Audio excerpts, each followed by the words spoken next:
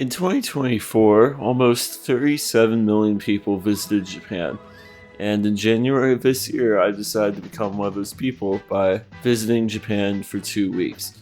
In this video, I'll be going over some different tips I would have for someone who's considering planning their very own trip to Japan. Before we get started, I want to put a few disclaimers out there.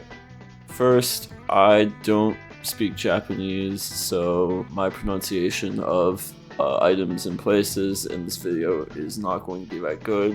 Whenever possible, I'll try to display the name of the place that I'm talking about so that there won't be any confusion about what I'm saying, but please understand in advance if I have some issues with that. Additionally, I'm not claiming to be someone who's experienced with providing tourism advice at all. This is actually the first time that I've ever traveled on my own, and it's the second time I've ever traveled out of the country, so I'm nowhere near an experienced tourist, and my advice definitely won't apply to everyone. I just thought it might be useful to provide my own perspective for other people who might be in a similar situation as myself. So without further ado, let's get right into the video. Let me put it in a language you can understand. I kind of wanted to start this video at this point just because it's one of the points that I was the most worried about before I came to Japan, and I think you're somewhat justified to be a little concerned about the language barrier because knowledge of English is not that common in Japan in general. Apparently, according to statistics for how common English knowledge is in a given country, Japan actually ranks pretty low on that list, and my observations in Japan generally backed up that statistic. Every now and then, of course, you run into people who know perfect English, but it's kind of random. Most of the time, the people I interacted with didn't know English at all. Like, you could say basic phrases and they might understand what you're saying, but oftentimes they might not even understand basic phrases. I was prepared for this though. In fact, I kind of overthought it, like was constantly thinking how I'd handle not knowing English. But I think my general advice is basically set expectations for what you'll be able to do based on your level of Japanese knowledge. Obviously, if you know a lot of Japanese, you might be able to hold conversations with locals and do interesting things. Personally, I didn't really want to put in the effort to learn Japanese because I wouldn't have a reason to use my knowledge of Japanese outside of visiting Japan for this one trip. But because I didn't want to put the effort in, I also kind of had an understanding of, oh, I'm not going to be able to communicate with Japanese people that often. And that's fine. You don't really need to know how to speak Japanese if you're just trying to eat at restaurants and stuff. Oftentimes when you're eating at a sit-down place, you can kind of just sit down. Well, before you sit down, you have to tell them how many people you're seating. So you tell them that, and you sit down, pretty much just point at what you want on the menu. They'll bring it out, and then eventually there's just like some phrase to ask for the check. There's some other phrase to ask if credit card is okay, and it's pretty much all you need to know for restaurants. And honestly, there's not really that many other situations where you need to talk to people. I think the other situation I encountered was checking out at convenience stores. That can sometimes be a mess because sometimes they might say something to you, like ask you a question about a thing, and you have no idea what they said, so you kind of just have to get your way through the interaction one way or another. So this might sound a little daunting, and that's because it kind of is. I don't want to like sugarcoat how the experience of not knowing Japanese in Japan is. I feel like a lot of other people try to make it sound better than it actually is, and I'm just going to be real. It will definitely be awkward if you're going to be doing what I did. You kind of just need to be prepared for that and maybe have patience as well. So now that we've gotten through that, let's get on to some of the fun stuff, starting with money.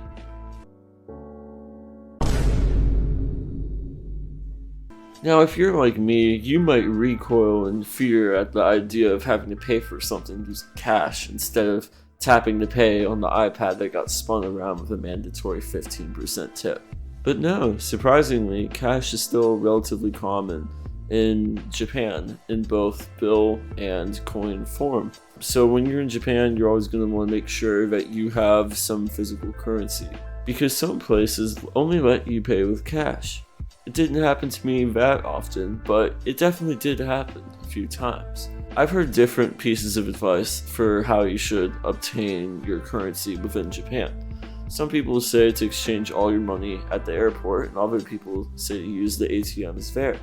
Personally, I think it would be really stupid to get all of your money at the airport before you get into Japan, because you might get too much money, or you might not get enough money and have to use an ATM anyways.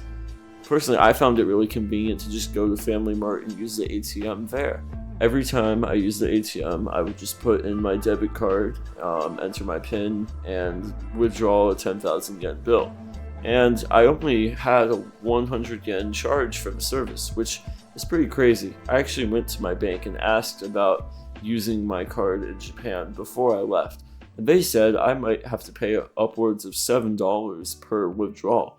Fortunately, that didn't happen. But if you're planning to use ATMs in Japan, you might want to check before and see if you might incur any foreign ATM usage fees. This solution is just what worked best for me, so obviously do your own research. But I think in most cases, ATM is probably going to be your most convenient solution for getting the cash that you need. As you go through Japan and pay for things using cash, you might find that you accumulate a lot of coins in your coin purse, or what I use personally, a money belt. And you might be wondering, what am I supposed to do with all these 1 yen coins? I can't buy anything with them, they're not even worth a penny. Well, pretty much all you have to do is just go to 7-Eleven and buy something. And when you buy something, just pay using cash and take all your coins and just dump it into the machine. And then whatever change it gives you will be in higher denomination coins than the small denomination coins that you have right now. In any case, I'd recommend keeping some 100, 500, and 50 yen coins on you at all times, because there's a lot of different things that take these coins, like vending machines, arcade games, museum entrances, arcade games, anything you can think of. You always just want to be prepared, because sometimes there's a thing you might want to do, but there's not really any way to get coins, so you might miss out if you don't keep coins on you. Next piece of advice is going to be for the subways. The subways are the cheapest, fastest, and most convenient way to get around Tokyo, and you'll probably be spending a lot of time on them. There's not really a lot I could say here to fully prepare you for going for the subway, but I can give you some pieces of advice. First, before you head to Japan, make sure that you get a Suica card set up on your phone. Unfortunately, it's going to have to be an iPhone, because if you have an Android, the NFC technology doesn't support the type of chip that is used in the NFC readers in Japan. So you're going to have to get a physical card somehow if you have an Android. But if you have an iPhone, you definitely should just use your phone as your transit card, because when you do that, you'll be able to easily add money and view your current balance from your phone, which is really useful, especially if you're using your IC card to pay for a lot of stuff and you're not sure when your balance might be depleted. Now that you have your card figured out, the next important question is, how do you know where you want to go? The answer is pretty simple. Just use Google Maps. Google Maps is integrated really well with the Tokyo subway. Just put where you want to go, and Google Maps will tell you which station to go to, which train line to get on, which platform to go on, and even which car is the best to go on for transferring or getting out of the station the fastest. Of course, Google Maps isn't going to be able to tell you how to walk through the station itself, so that's something you're going to have to kind of figure out through trial and error. Smaller stations, such as Ekida Station, were pretty easy to navigate since they literally only have 2 train lines going through. But once you get to a bigger station like Ikebukuro or even Shinjuku Station, you're going to have a difficult time getting around. The big stations are honestly a real mess to navigate at times. One more small tip that I have is where you eat breakfast. Now, a lot of people online seem to suggest eating breakfast from convenience stores. And yes, the convenience store breakfast is pretty cheap.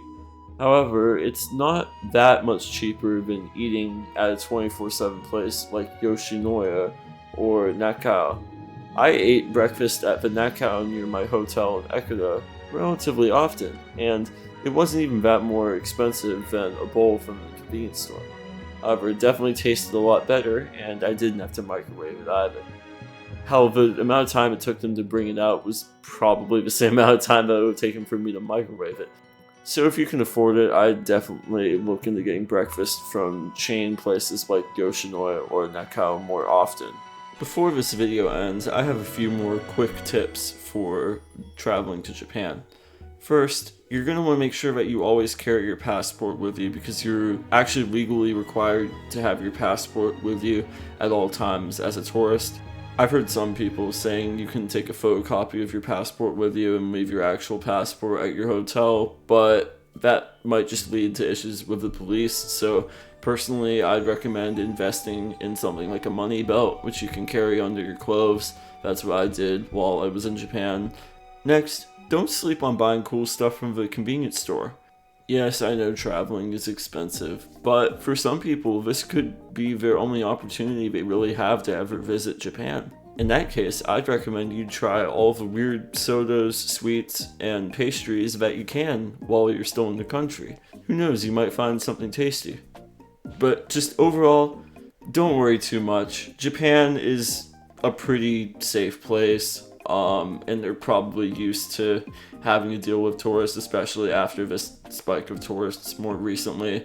So it's fine to make mistakes. That's what I'll say. You have a lot of room to make mistakes because people will kind of understand that you don't really know what's going on because you're like literally on the other side of the world. So I think in general, my advice would be to do your best. So like do the research that you can, learn the Japanese phrases that you can, but don't expect that everything has to go perfectly because it's not like you're doing a business trip or anything. You're really just visiting Japan for fun. And I mean, as long as you have a good time and you make some memories, I feel like you'll have been successful, even if some awkward things might happen while you're over there. And that's about going to do it for everything I have to say in this video. I appreciate you watching all the way to the end.